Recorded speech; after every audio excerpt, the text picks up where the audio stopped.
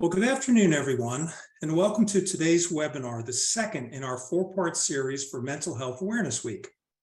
Today's webinar is entitled Prioritizing Your Own Mental Health. My name is James Campbell, and I'm the Senior Manager of Industry Relations with NAA. I want to welcome all our members attending. Thank you for joining us. Let us begin with this word from our sponsor, MRI Software. MRI Software is proud to support NAA and Mental Health Awareness Week. Mental health is something that impacts all of us, especially property managers. While these fearless frontline employees are experts when it comes to taking care of residents and their businesses, the demands of the job rarely allow time for them to take care of themselves, and it's taking a toll. In fact, our latest Voice of the Property Manager report, in partnership with NAA, revealed that 74% of property managers say their job negatively impacts their mental health. We can do better. Everyone has a right to feel safe, happy, and healthy in their work environments, including property managers. At MRI Software, we believe in building thriving, well-connected communities. People, and more specifically property managers, are the heartbeat of those communities. And we're committed to having critical conversations, helping elevate their voices, and investing in real solutions to make their lives better.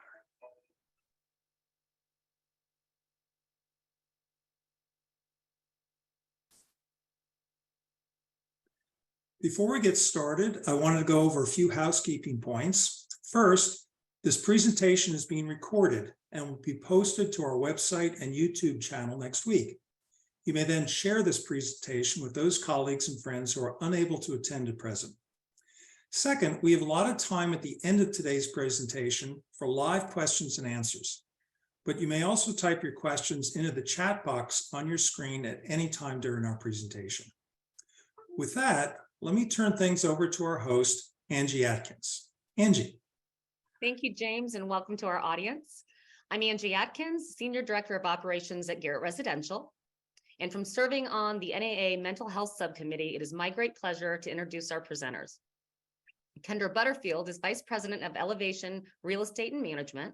She brings over 21 years of experience in overall operations of rental housing, including single family and commercial real estate property management and development. Kendra serves as chair of NAA's Mental Health Subcommittee and is a certified mental health first aid instructor. Dana Duckworth is a nationally recognized public speaker, consultant, host, and founder of Speak Up Dana. She is passionate about creating inclusive spaces and serves as a senior DEI and culture champion at Zumper.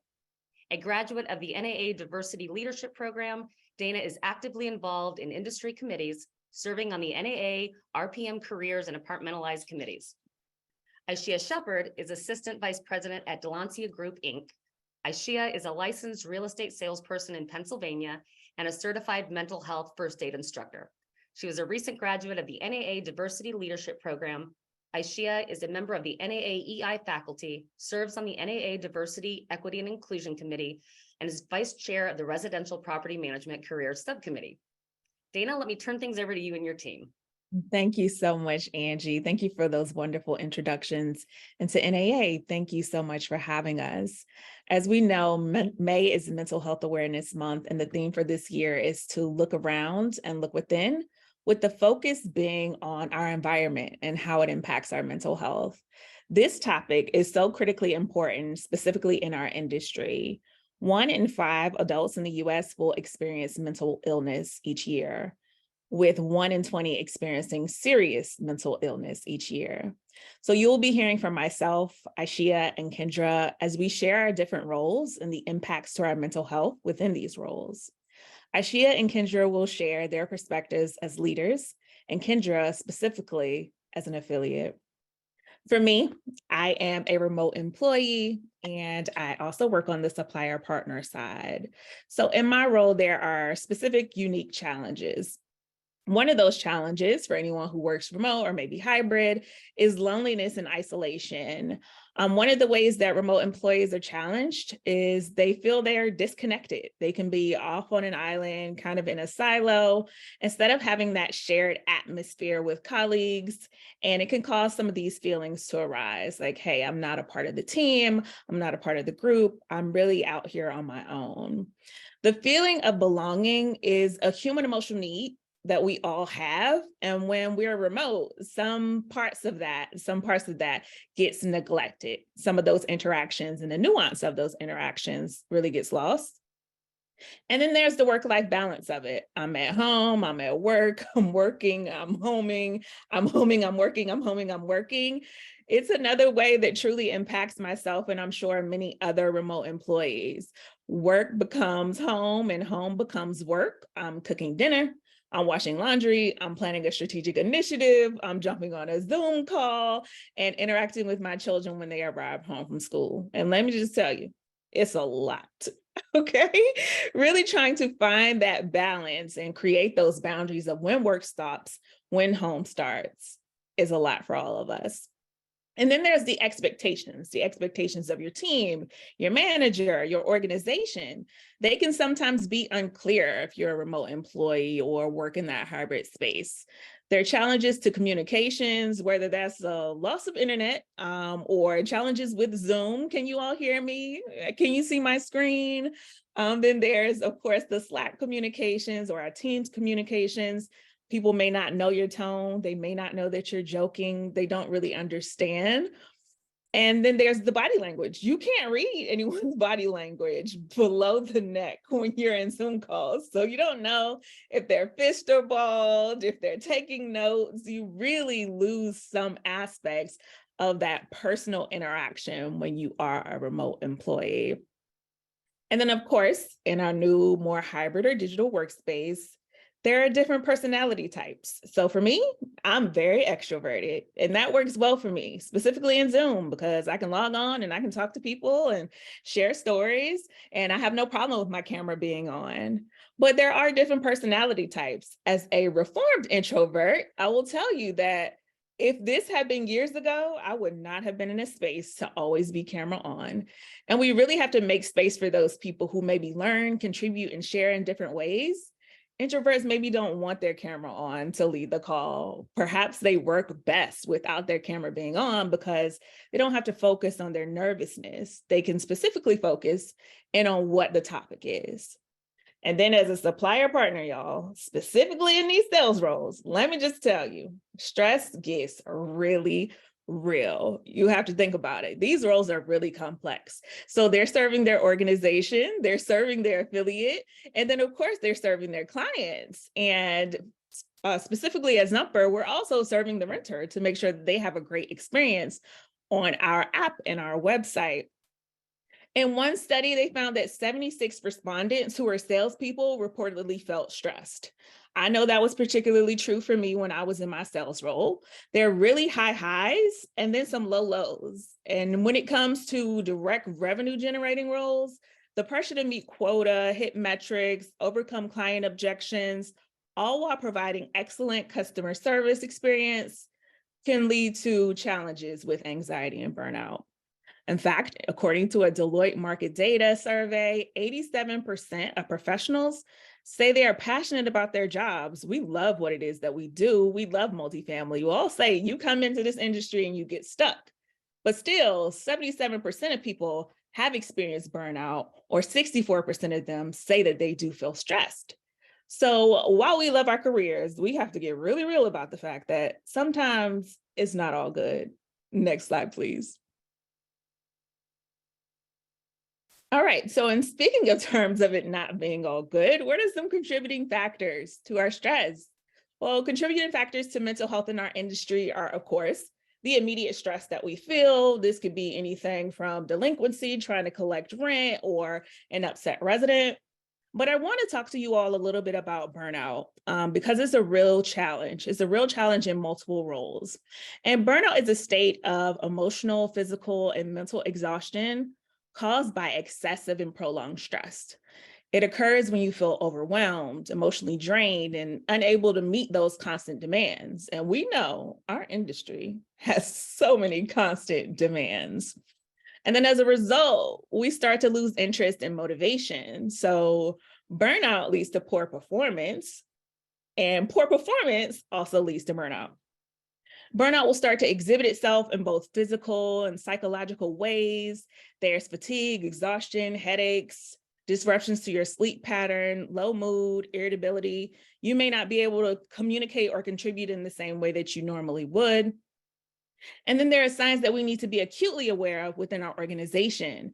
I found that by identifying my own signs of burnout and sharing those with Ashia, Kendra, sharing them with them, that they've been forthcoming with me and sharing their signs of burnout. That way, if I get on the call and I recognize Kendra does not have her eyelashes, what's going on with you, Kendra? You always have your eyelashes. Is this a specific sign of burnout? There is no doubt that our industry is one that requires a lot of both our hearts and our minds, and we all multitask and go above and beyond because, again, we love what it is we do, specifically when it comes to those resident relations and client satisfaction. And then for myself, an added layer is I'm a DEI practitioner, and let me just tell you, we get very burnt out. In fact, there's a term called diversity fatigue, and this is when diversity practitioners start to feel fatigue associated with things that may happen. Those who really lead with high EQ or emotional intelligence, they can start to feel that pressure of that empathy can really start to weigh on you. You can start to be frustrated with things not moving fast enough or the availability of resources and not seeing the real impacts of the things that you set out to do. I think an easy first step to take when experiencing burnout is to really take time away, take time off, prioritize yourself, reset, relax, take care of yourself and each other. And for leaders, when you recognize your team is hitting a wall, give them the opportunity to reset and recharge. Now, Aishia, when we're discussing burnout, we truly need to consider how it ties to our overall mental health. Can you talk to us about what some of the challenges are as a leader in our industry? Yes, Dana, thank you. And thank you for sharing everything that you did, because as someone who's not a remote employee, it's really helpful to kind of hear how that can affect them. And just, you think, oh, it's great, you're working from home. You get to work in your pajamas, but there are these stressors and challenges that each role in our industry specifically has. So when we're discussing leaders, the one thing I think that is so important to realize within multifamily is there are so many ways to be a leader within our industry. So I know for a lot of people, when they hear the term leader, they're singularly thinking about executives. But if you're a property manager, you're the leader of your community. You're leading your assistant property manager, your leasing agents, your service team. So while if you look at your company website, you may not see your photo, you are still responsible for the mental well-being and welfare of other team members. And I think that kind of being aware of the fact that leadership roles in multifamily happen in so many different levels, providing ourselves with this information that we're giving out today and kind of just being mindful of that is so important. So some of the things that are specific to people who are leaders within our industry are, one, resident relations.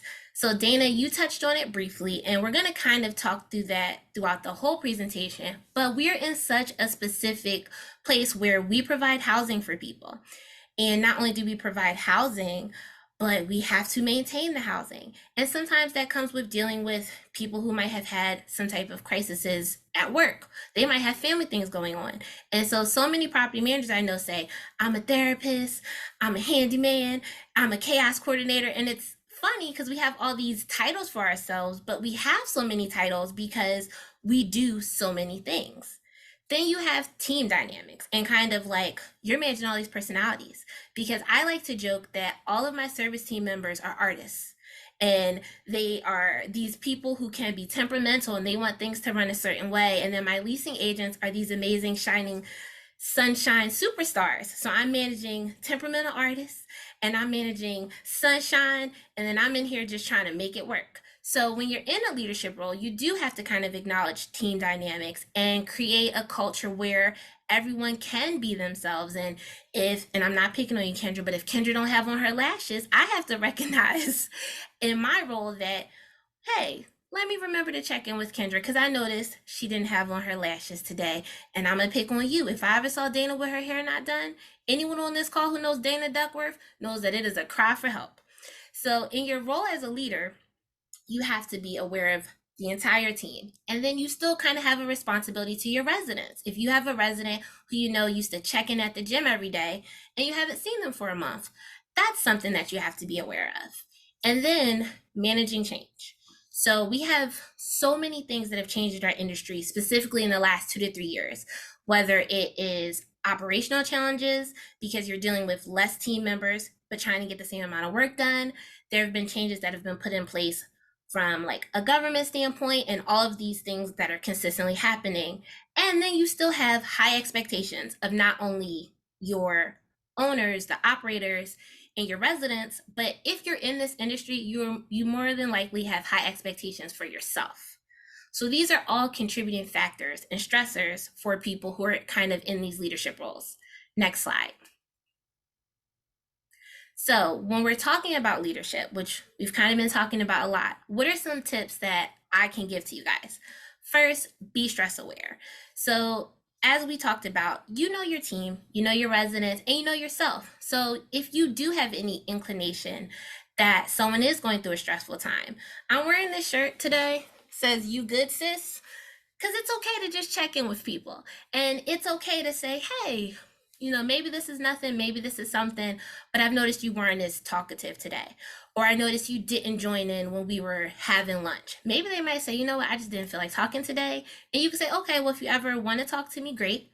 And maybe they might say, oh, it is nothing. I'm calling, I'm trying to get my cable hooked up. Doesn't matter. But in your role as a leader, being aware of stressful situations and being proactive and reaching out to team members. Next, managing bandwidth. When you do have changes or projects, or if you're lucky, an acquisition or anything like that, that would create new responsibilities and projects with people, check in and saying, hey, are you at max capacity? I know something that I like to do in my role when we have our weekly check-in meetings is ask my team members, 1 to 10, where are you? If someone's at a 10, that's great. You assign them new projects, you give them more responsibilities because they're in a place to do more. But if someone says, hey, I'm at a 2, I do not penalize them. They're not at fault. That means that they're going to be able to come to work and do their job, but they may not be in the best position to take on more or do more. Or when you have those residents who may be, I don't know what you guys call them. In our company, we call them sensitive. But when you have a sensitive resident, maybe that person shouldn't take that phone call today. And giving everyone that space to kind of say where they are and what they can handle is allowing them to, one, tell me where they're in a place to take something new. But also, if I see that they're not in that place, I'm not giving them something they can't handle because that would just overwhelm them and lead to burnout. And then projection. So when your busy season is. If you're in this industry, even if you're new, you kind of have that feeling of we're ramping up. So how can you prepare? How can you project to get busy? I know for our organization, our busiest time is May through August. So I'm very intentional about making sure in April, if somebody can be done at 12 o'clock on a Friday, I say go home. Because we're going to need you for 90 days straight. And so if it's a Friday that you can leave at 12, I let you leave. And there's been times when even to myself, because as leaders, we have to model the behavior. I'll be at my desk at 6:30 on a Friday and I'll go, what are you going to do at 6:30 on a Friday that you can't do Monday at 9 a.m.? Nothing. Go home and just make room to know that busy things are going to happen and know that we're going to have all these things going on, but how can you put yourself in the best position to be prepared for them? Kendra, I know that you have experience kind of doing this on both sides of it because you are the president of your affiliate. What can you tell us about this as an affiliate member or at the affiliate level? Thanks, Aishia. So yeah, you all gave my credentials that I'm the state president and that I also am the chair of the subcommittee for mental health. And so that's why I'm talking, I have a unique perspective to where I can look at it from both angles. But with our AE volunteer stressors, we're really looking at common stressors as I've talked with people. And those common stressors that we found seem to be, the number one is going to be, I hate to call anybody out. So it's going to be that board and the committees that are not showing up to take care of their volunteer responsibilities. Maybe last year you had all the great intentions of being that active board member or that active committee member that next year. But what that does is, by you not participating, that is taking up space for somebody else who might be the next best thing for that association. You're also creating that a little bit more of a mental health, you're pushing that work off onto somebody else who may not have the time to actually take on that extra work. So, make sure that when you volunteer, you're showing up and you're doing what you can for your affiliate. Otherwise, give space for that next person. Because when you don't give space to the people who are working, you are now stressing out those AEs. Those AEs are hired to do certain aspects of the job. And when you are not performing, they now have to fill in, and now they're organizing your events. They're planning everything out. They're making the phone calls. So that is a stressor for the affiliate and for other volunteers who are on the board. Also, that if you have an AEP, I don't know if there's still an association out there that has an AEP, but if you're a small affiliate, more than likely you may have an AEP, and that is an association executive president, which I actually happened to do that for 3 years. And that sounds all wonderful and great until you realize that an AEP is still an unpaid position. It is a volunteer position. So give your AEs some grace, especially if you have an AEP who is a volunteer and doing all the work of that AE. Also, when you are sitting on an affiliate board or a committee, we at some point we're there because we've been a supervisor of some kind. Maybe you're just a property manager, but you're still a supervisor. So we are a boss of some sort. The one thing I can say, another stressor, is your ego.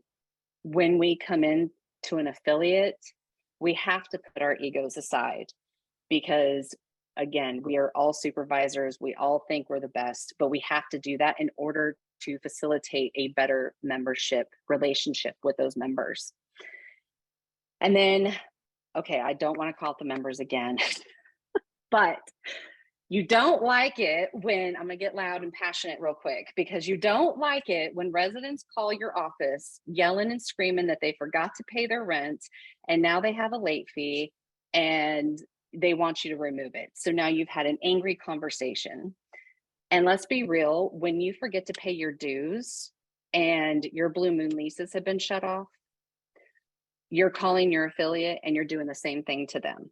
That is another stressor and feedback that I got from affiliates, is that, be kind. Give grace and space. That's the two new words, grace and space, because they also have their own job that they're dealing with. So we don't like having it done to us. So let's not do it to others who are trying to help us. And then the last part I want to talk about being a volunteer is, when you're a volunteer, you still have to go to work to your full-time job and still perform at a high level and get things done. So that's a stressor, and that's another balancing act. That's not home life balance, but that's a balance of being a volunteer and giving back to your community, and then still being able to perform at work. And then as we get on to, can we change slides, please? Next slide. I apologize. So change the operations and on-site teams, I'll touch on a little bit because I did take over on the affiliates. That change management, the acquisitions, the lease ups, the renovations. So property management did not just become stressful. It didn't just become stressful yesterday. It didn't just become stressful during COVID. Property management has been stressful since the beginning of time. The last 22 years of my career has been stressful. You are literally dealing with the most personal aspects of a person. It's their home, it's where they live. So when you go through acquisitions, lease ups, you are responsible for so many families that every decision we make as leaders they are affecting them. They're affecting our residents. They're affecting our vendors, our supplier partners. They're affecting our teams within our organization. And then you still have to balance when you go through a merger. So to share a little story, our company just recently went through a merger, and we brought on a team from that company, and they're absolutely wonderful. And it was definitely finding, and I'm not perfect in any way, so I don't want anyone to think that this was like a perfect transition, but it's finding that balance of, you still have to give support to the people who are your existing employees, your existing staff, and now you have to give support to that new staff, and then you have to bring them together and integrate them as one whole. And so that becomes a stressor of that acquisition mergers. And whether you think so or not, an acquisition and a merger can affect your entire company, especially if you're a small company and now all of a sudden you're a mid-sized company overnight. And now your whole entire structure of your organization is changing. You have new positions you have to fill, who's being promoted, making those right decisions. And that's a stressor. And then lastly, to touch on operations and site teams. Since we're fee managers, let's talk about those difficult owners. Sorry if there's owners on the call, but you have unrealistic expectations. And I know there's probably many people here on the call today who have those unrealistic expectations given to them, especially when they're in an acquisition mode and they're being taken over. It's staffing, supply shortages, and those costs. Nothing has changed since COVID. Like, those costs have not come down. Our supply shortages are getting a little bit better. And then our staffing, I don't know what the statistics are in the rest of the country, but I can say where we are in Northwest Arkansas, for every 100 jobs posted, there are only 103 applicants. That is one applicant for one position. So that is, I don't think owners realize when you're in a market like that, how hard it is and how competitive that market is to get that staffing. So Dana, you have been in many roles in our industry, and you've been very transparent with me about your mental health.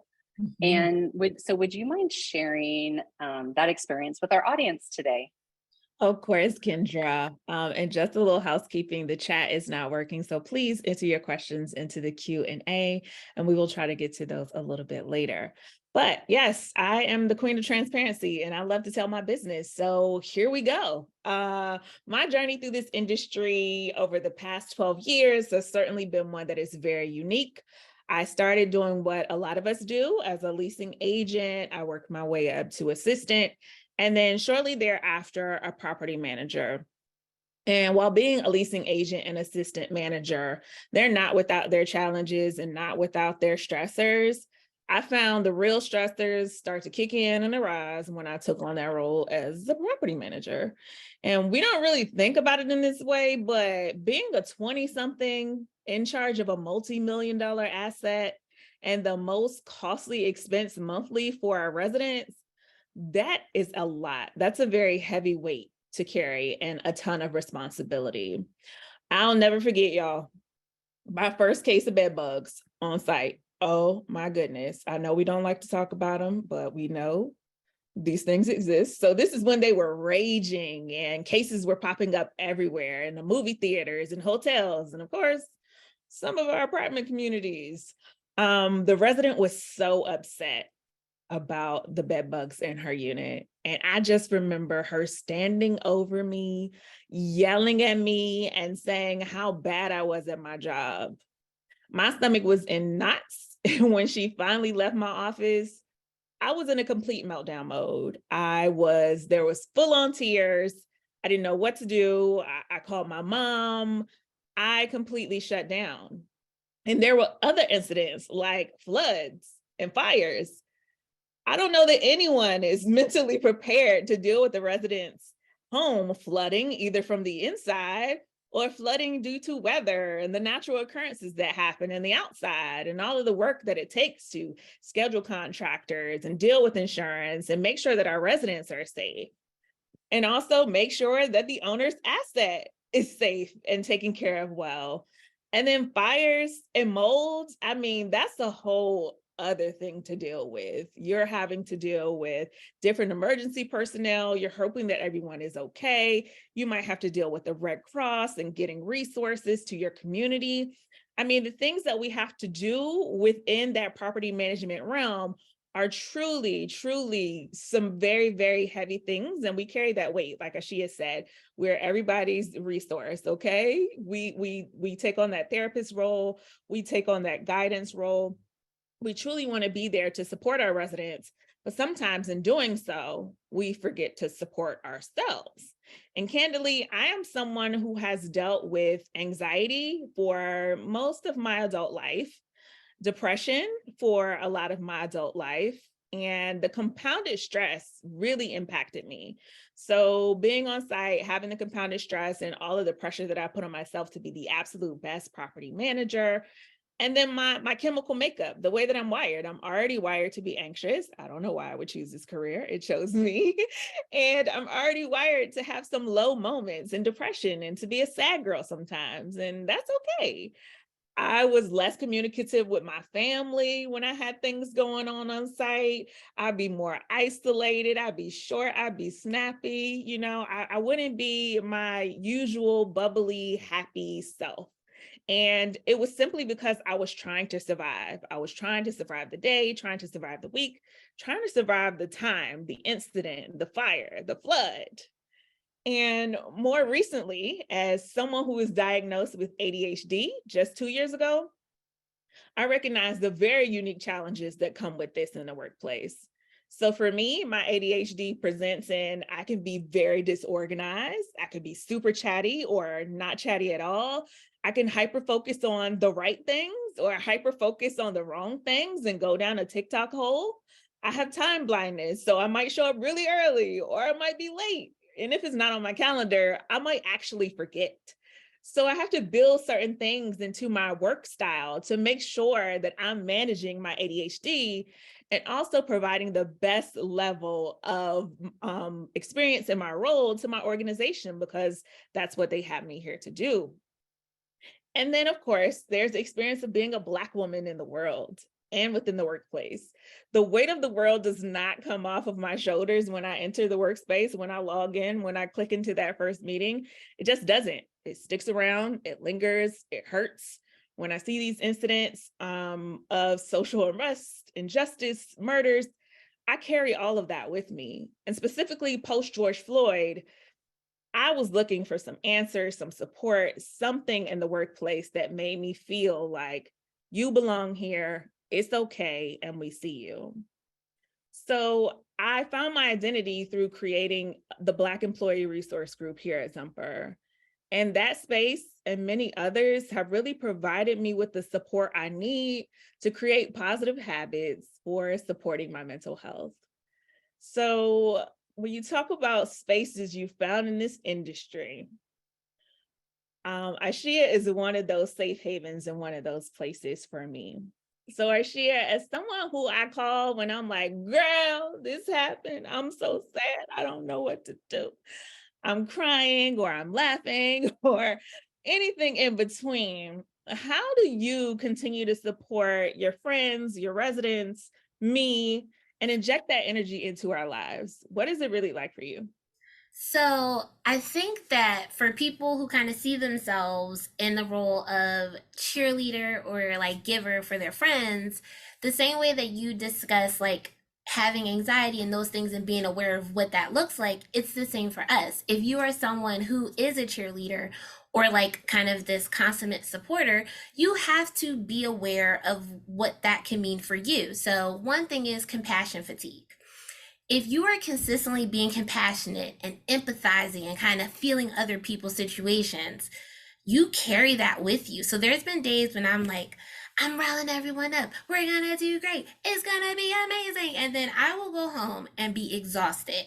And I'm like, but what did I actually do today? And sometimes it's difficult because we are in a business, but it's the business of people and homes. So sometimes you have these tangible things that you need to do, reports, invoices, whatever. And then in your role as a leader, cheerleader, caregiver, or friend, you have to do all of these other things that you can't write on your year in review. You know what I mean? Like, it's Drake. There's no trophies for this, but I'm just out here supporting people. So I think that being aware of compassion fatigue and saying, hey, friend, Dana, I know you want to vent to me today, but I got to be honest. If you tell me any one more thing, I'm going to break. And knowing that you can say that to your peers and your colleagues and team members, and know that they might say, I'm not going to put that on her today because she is at her bandwidth. And then I think also boundaries.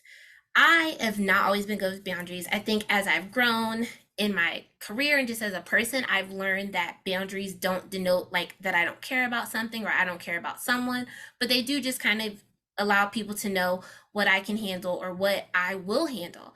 And so as a cheerleader or a giver, making sure that I set up those boundaries for myself and also modeling the behavior, because I've had team members who, I'm a mom, and I've had team members who have been like, I can work every Saturday. And I'm like, why are you saying you can work every Saturday? And they'll be like, well, you're a mom, so you have stuff to do with your kids. And it's like, while I appreciate the thought, I have to say, well, even in this instance, your time is as valuable as mine. So like if your boundary is that you can only work one Saturday and I work one, that's fine. So I think you do have to be aware, model the behavior, not only for yourself, but for your teams. And then also at minimum, be comfortable saying to someone, not today, not today, I've had enough, and kind of putting all these things in place for yourself. And I know, Kendra, you had a story specific to like on-site teams and emergency response teams that you wanted to share. Yes. So while we're being transparent, honest, again, the mental health subcommittee is all about bringing awareness and making that conversation comfortable. So I would also like to share that my own mental health story of I'm diagnosed bipolar type 1. I also suffer from depression and anxiety and extreme introvert, yet again, here I am, like Dana. So we're here together. So I do want to give a warning prior to me giving my personal story. It is a deep topic, and it's something that many people in our industry have experienced. And it's just something that I would like to bring awareness to. So I was I was a little less than a month into this industry when I received a phone call from a resident for a work order. The resident was very nice, and she said, I have worms coming or they're in my bathtub. And again, I'm in this industry for less than a month, and I'm thinking, worms in a bathtub? I have never heard of this before. And so I asked her, I was like, are they coming up from the tub, thinking it might be coming from the drain? And she was like, no, when I turn on the water, there are worms coming out of my faucet where the water comes out. And so I put in the work order, and I went to the manager, and I was like, she said she had worms coming out of her faucet. And the manager at the time immediately called the maintenance supervisor, called him over there, and they were, to say it in a PC way, they were fly larvae that were coming out of her faucet. That's not something normal. So we now had maintenance going through and checking apartments. Unfortunately for this maintenance supervisor, he walked into one apartment, and the gentleman inside had definitely passed. There was a smell from the apartment when they opened the door. So he had been gone for a while. It was not, I'm going to say it wasn't a clean, but he had taken his own life. And our maintenance supervisor is the one who went in and found all of this and contacted the police. Then we fast forward to all of, everything's being taken care of. Now we get to the cleanup portion. The maintenance supervisor was in charge of cleaning this apartment afterwards. I don't know what kind of mental toll that took on him. I can't imagine having gone in there and having to clean something like that. All I can say is that when he would come into the office, his demeanor was not his bubbly self that it had been weeks prior. And a week after all of this had occurred, he just quit without notice. He just turned in his keys. I'm sure, this happened many years ago, but I am sure that this is something that still maybe occurs today, especially maybe in smaller companies who maybe can't afford cleaners or something. So my suggestion to everybody is please do not put your teams through that. That's the reason why we want those emergency response teams. We want those like Surf Pros or, whatever those companies are that are out there that do this type of cleaning or, remediation type stuff. Make sure you have somebody like that in your pocket and that you're not putting your maintenance or any of your team members through that. And then also make sure that you have additional resources, because not just this maintenance person's story, but I don't know how many times I'm past two hands of what I can count on how many people I have found passed away in their apartments personally. And so that also takes a mental toll on your on-site staff when they find people. These may be residents that they had great relationships with too, and maybe were friendly with. So maybe you could offer, if you have an EAP in place, if you have an HR person who can help navigate your staff through their EAP and how to get them assistance if they need it, or if you don't have an EAP, there are companies out there who will do on-site counseling services. And if they go through a traumatic event, any kind of on-site trauma, maybe you can call out these people to take care of your people. So that way they're not quitting on you because they don't feel like they've been supported because that was a traumatic event. And then next slide. Kendra, thank you so much for sharing that with us. And I know for a lot of people on this call, to your point, our companies haven't always had things in place for when these things happen. And just us discussing it and us talking about it and you giving resources and ways to ensure that it's not something that our site teams have to deal with, I think is so helpful. And we're still talking about making your mental health a priority. And one thing that I think we've all touched on a little bit is if you're in this industry and you've kind of gone from role to role, when you go from leasing associate to property manager or service team member to service supervisor, you get all of this training. Okay, there is a grace hill for everything, guys. But there isn't really a specific guideline for how to manage this as a person when residents attack. So I do know in our industry there have been a lot of things that are physical attacks, which are equally as horrendous and something that needs to be discussed. But I'm talking about specifically, what do you do when you're talking on the phone and this is a job that you've poured your heart into and you're trying to solve this woman's problem, similar to what Dana said, it's bed bugs or it's a leak or it's a flood, and this person is going off on you. And they're just telling you, you're horrible at your job.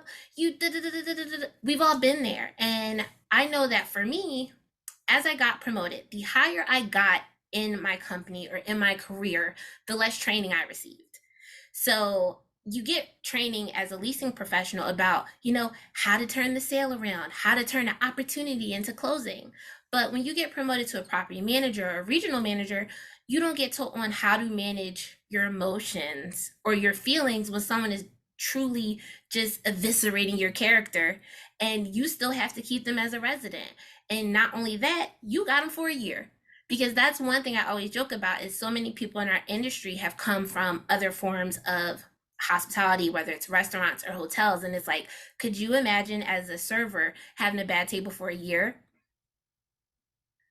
that's this industry, and a lot of people don't put it into perspective like that. So some strategies that I try to always use with my teams and also model is when they get off of a hard phone call, walking up and saying, go take a walk.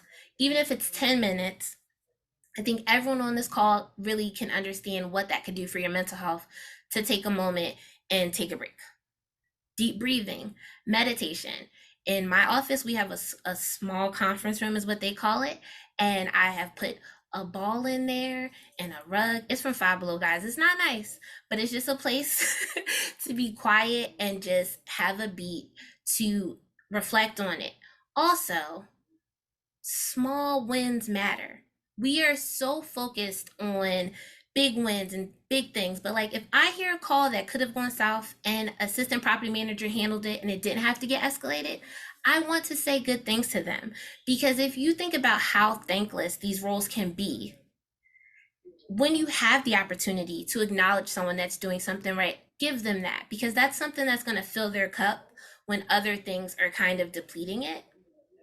And then lastly, to anyone who's in a leadership role, you have a responsibility to inform people of when they should be off. So I always say, like, if someone has a bunch of days, if you have the ability within your company to shoot them an email and say, hey, it's October and you have 10 days, you should take some of them. Do that. I know that we're all short staffed, and that is on the supplier, affiliate, property management side. So it's hard because you do want everyone to come in every day. But I would rather not have an assistant property manager for 2 days and get them to come back and be at 100%, or make sure they take their vacation for a week and come back and be 100%, than you work every feasible day and you're burnt out. And in a year, I'm rehiring for the position. So I think from an operational standpoint and just from a standpoint as people, these are things that we can do to maintain our mental health, maintain the mental health of our team, and also have employee retention. So Dana, what are some strategies that have worked for you? Thanks so much, Ashia. You provided some great insight there. The ball from Five Below, that's all it takes. It takes $5 or less than that to really make an impact. What we're doing currently, we're doing mental health training sessions where we've divided and conquered by specific departments and really sat with them and their managers to provide that psychological safety and work through some strategies that anyone can take from. So like Ashia said, some of that deep breathing stuff.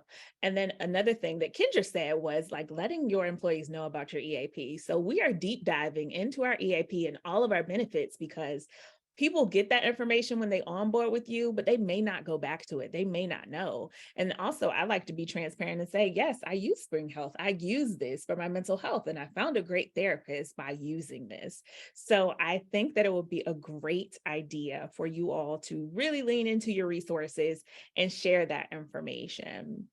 Another thing, as you see this very cute graphic that I created on Canva, PTO, prioritizing time for ourselves. I'm very, very proud of it, y'all. So prioritizing time for ourselves is so important when we are locked in on a daily task, or sometimes we have an initiative or strategy or something that we're just trying to move forward.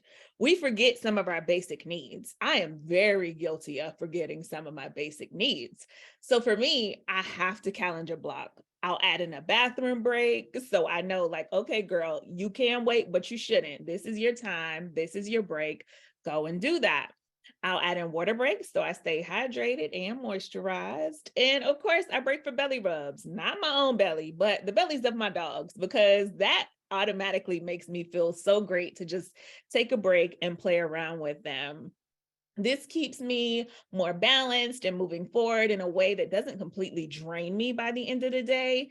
And also, I set boundaries around my time. This is a huge one for everyone to really take note. I work with people who are on the West Coast, and I am here on the East Coast. So strategically, I block off my calendar with do not book at 5 p.m. So there are no expectations of me and the things that I can do or would be willing to join a meeting at that time. I've already given you the visibility to say, hey, this is my time with my family. This is my time with my dog. This is my time to cook. So I have done things like that to create actual boundaries around myself and my time and what it is that I need. And then along with PTO again, I'm also a self-care queen, okay? I am nails, hair, lashes, pedicures. I am all of those things all of the time. So I ensure that those services are scheduled regularly within my life because I know when I have those services completed, I truly feel my best. And I feel like I show up my best and I might have a little more sass and a little more pizzazz because I have taken care of myself over the weekend and now I'm ready to come back and kill it. And then another strategy that I think is so important is finding community. There is space to be an ally for someone else or to seek an advocate for yourself. So finding spaces where you can share your challenges and celebrate your wins with people who care about you is a great reset. I am a huge advocate of employee resource groups. As I said before, I founded a Black employee resource group. And if you're not familiar, employee resource groups are voluntary, employee-led groups within organizations whose aim is really to foster diversity, inclusive workspaces, and engagement, all aligned with the organization that they serve.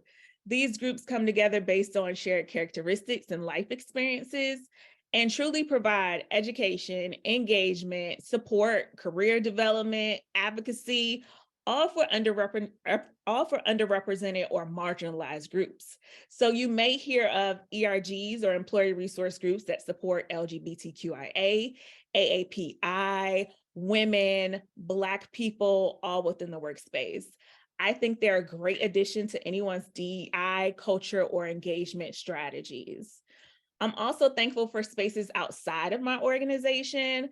Ashia and I have the great pleasure of being members of Melanin and Multifamily, a collective of Black women with decades of experience in multifamily who found each other within this industry, and now we support each other and push each other forward. And if I'm having a bad day, I know I can rely on Crystal, Monica, Monique, Ashia, any of them. So really having a space where you feel you belong is a perfect addition to anybody's mental health toolkit.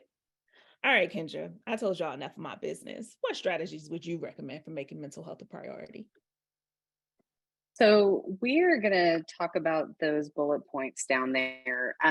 We know that our industry, unfortunately, does have high substance use. And we have people in recovery or who may be trying to find help. So one thing that I would suggest is maybe hosting, you don't have to do it all the time, but let's do some inclusive events. Maybe some events that don't have alcohol, maybe it's virgin drinks, whatever that might be. So libation-free events. And then another strategy to help the affiliate side would be if you're an affiliate who maybe doesn't have insurance and so you don't have that EAP, is taking an EAP, maybe you can just Google it. I've Googled them before, and you can and you can create that the employee assistance program based on for your affiliate. And then add links to those websites, because as an affiliate, you can link anything from NAA's website on mental health first aid, any of our previous sessions, the surveys, like anything that's a resource is on NAA's website. And then for management companies, again, we've been talking about those EAPs. You may have one and you don't know it. Offer those mental health days. We also offer, well, we don't offer yet, but there's something that I would like to encourage, which is reflection time. Maybe you take 30 minutes, 15 to 30 minutes a week, and it's dedicated for your teams to take that time, because we do admin hours in the morning to allow them space and time to get that dirty work out of the way before they're inundated with those resident calls. So towards the end of the week, take that 30 minutes and reflect back on those wins. I love Dr. Debbie Phillips, and when I heard her talk about that, we are always in property management, we are always fixing the current thing, moving on to the next thing. Maybe it's not a negative thing, but it's always the next emergency. And we never get the time to just sit back and reflect on what we've done.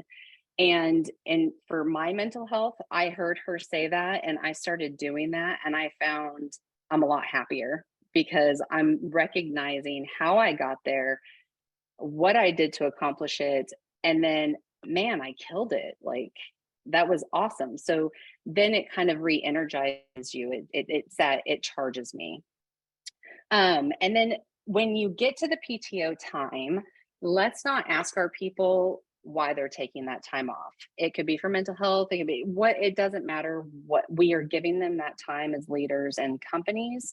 And so we should not be asking people why they're taking time off. And then another thing you can do is the hotlines that are out there, all of the different resource materials, have those hotlines posted somewhere for your employees in the office so that they're there. Maybe they're on little cards or something like that.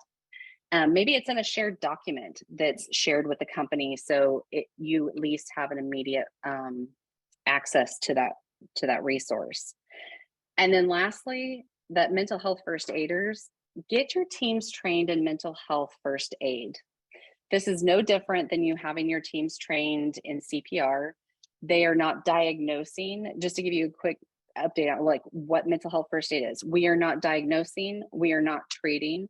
All we are doing is helping somebody who may be in a pre-crisis or in a crisis, help them until we can get them to the resources that are needed. And that's no different than somebody performing mouth to mouth or chest compressions and then waiting for those first responders, paramedics, those professionals to arrive to help them. And that's what mental health first aid is all about. So next slide. So these are some resources that we came up with.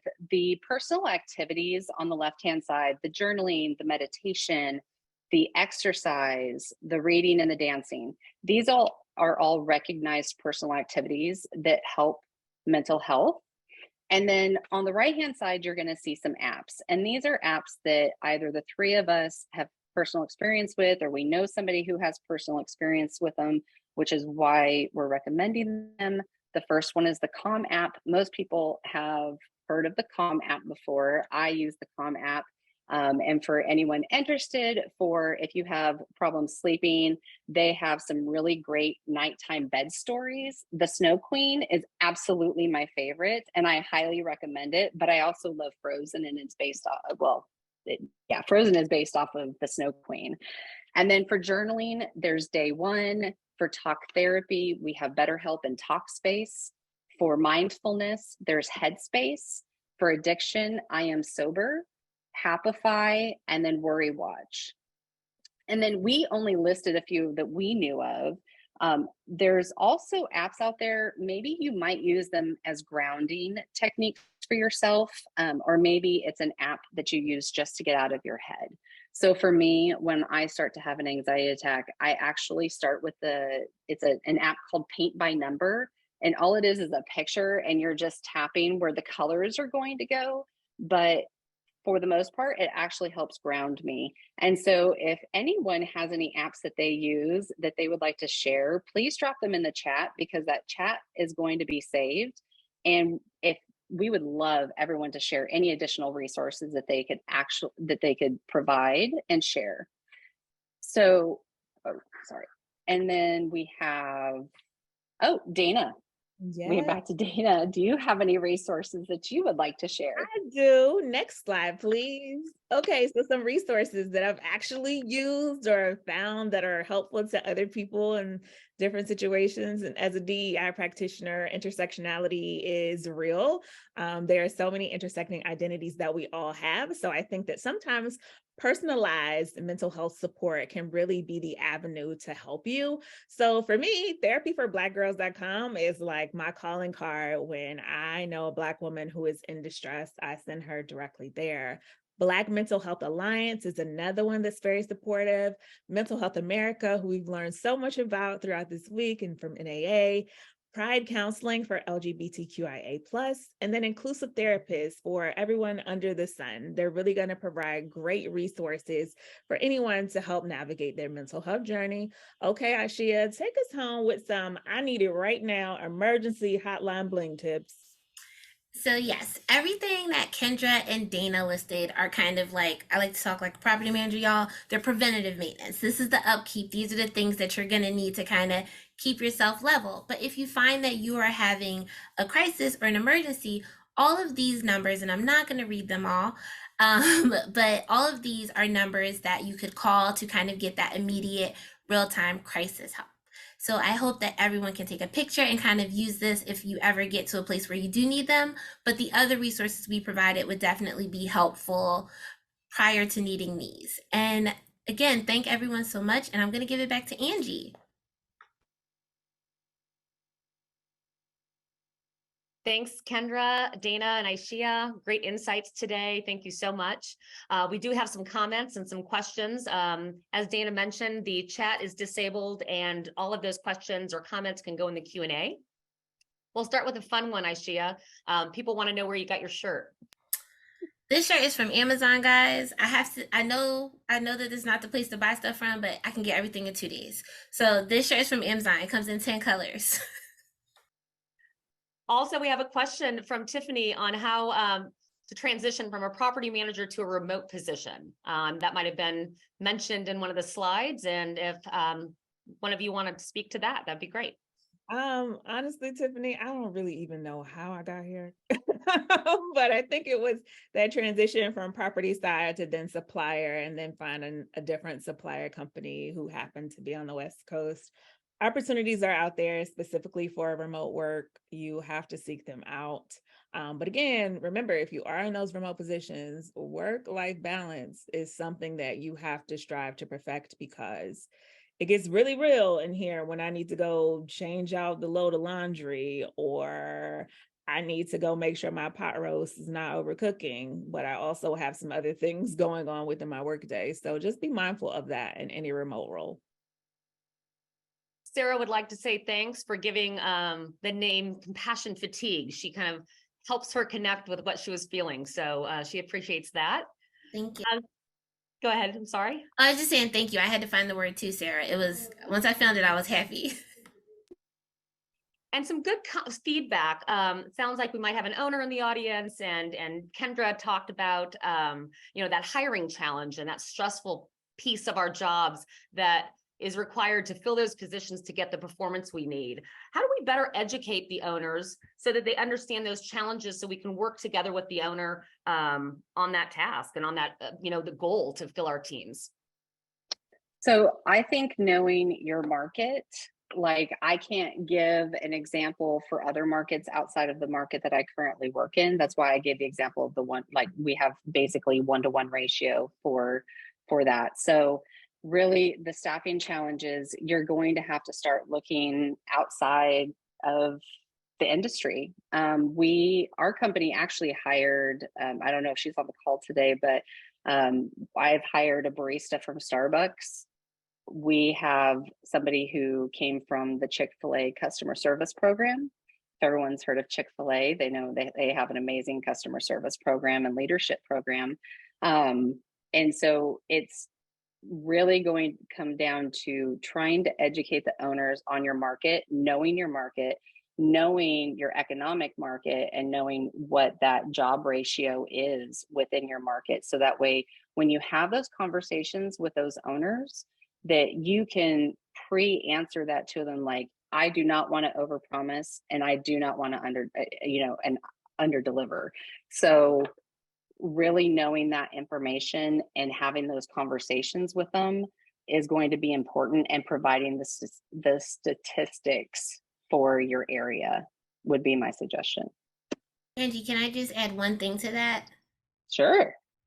So outside of just hiring, I think owner manager relationships can be stressful. And what I would say is go to your team members and kind of see their struggles. I know as an executive, there are some things that I feel like are really difficult for my teams to do. So I do them just so that I can have a better understanding of the toll that takes on them. So like, we're dealing with a lot of lockouts right now after the moratorium was listed. I do eviction lockouts, and I don't say that to like, put on the Superman cape, but to say that it allows me to understand how that could affect my teams mentally.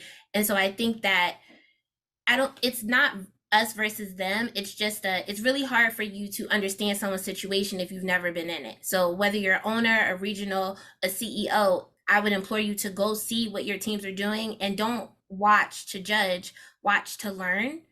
and then come from a conversation of, so I've seen what you're doing and I can see where your struggles are. I have these ideas to improve. But it's really hard to have a transparent conversation if someone's never been in your role. Yeah, I agree. Education is important. So great feedback. We also have a request for the PTO logo to be shared, Dana. Okay, girl, find me on LinkedIn, Dana Duckworth, Speak Up Dana. That's where you can find me, and I will get that thing right on over to you.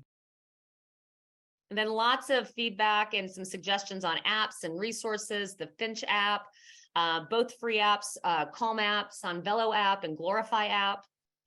Mike has mentioned that the Balance app is currently free for 1 year on Apple Store. He's not sure about Android. There are sleep aids and meditation sessions where you can customize and adjust the length of each based on your needs. So good feedback, Mike.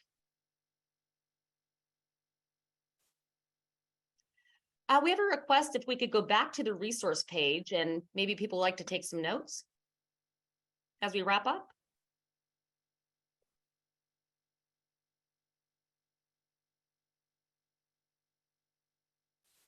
I guess we'll give about maybe 10 seconds, Angie, on this one. Yeah, I think that works.